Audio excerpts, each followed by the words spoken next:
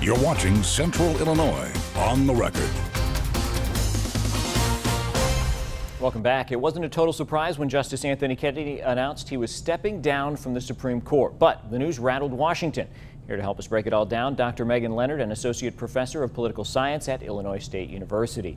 All right, Dr. Leonard, because it's an election year, Democrats want voters to decide which party controls the Senate before a confirmation vote is held. Leader McConnell said it is not going to happen.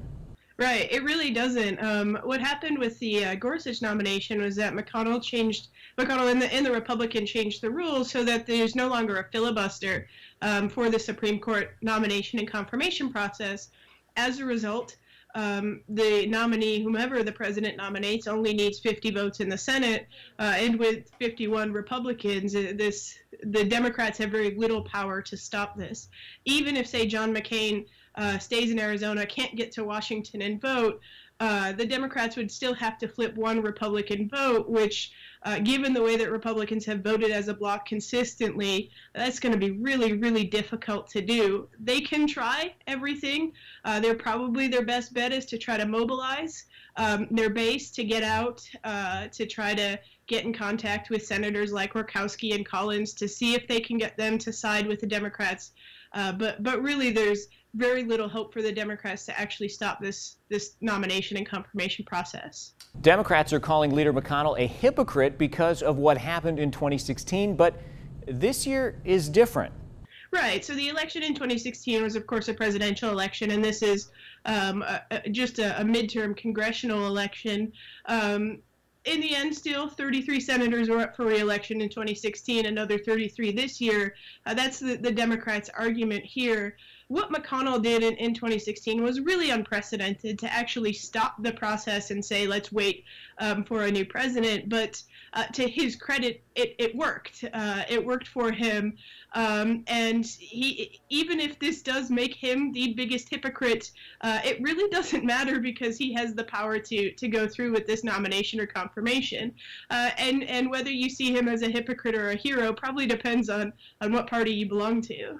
And now, you mentioned Lisa Murkowski and Susan Collins as potential Republicans who could side with Democrats. Jeff Flake is another Democratic target, but several Democrats could be defectors, including Joe Donnelly, Heidi Heitkamp, Joe Manchin, and Claire McCaskill. Not only could the Democrats not be able to stop the vote, but they might have some Democrats who side with the Republicans, who flip over and side with the Republicans, especially if the president nominates somebody where these senators have already voted for them. It's a hard sell to say, I voted for them to sit on the appellate court, but not to sit on the U.S. Supreme Court. And that's a hard sell when you're talking about red states like Missouri, Indiana, West Virginia, come November. So I think if the Democrats see that they are going to lose this vote, which is almost a guarantee at this point, we might see Senator Schumer sort of allow some of those who have these tough re-election battles to vote along with the Republicans,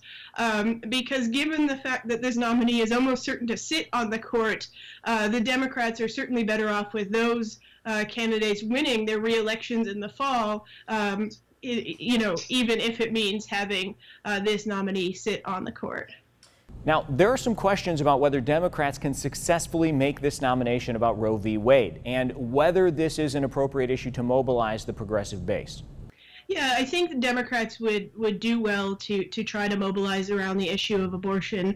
One, it's an easy issue, right? Everybody has an opinion on abortion, which always makes it a salient issue and an issue that might get people out to vote, as opposed to more complicated issues like trade or tariffs or whatnot.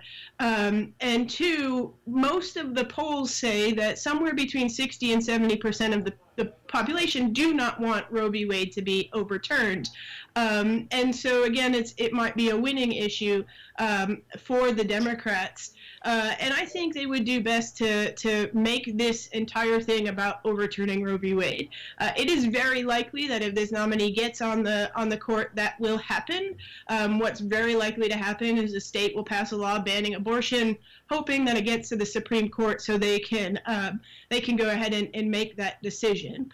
The Supreme Court has the power to overturn precedent. They do, as we saw in the Janus case and others, and they will. That's sort of part of why they're such a powerful institution, and this is such an important nomination to the court. So I think the Democrats would do well to make this about gay rights, to make this about abortion rights, those core issues that the Democratic base are going to get mobilized. Right? We had a women's march just last year where millions of women across the country mobilized and marched sort of for these issues, and the Democrats would do good to try to get those women out to vote, to support them. They probably can't do much to change the outcome of this nomination and confirmation process, but certainly with the midterms in November, highlighting how important this is.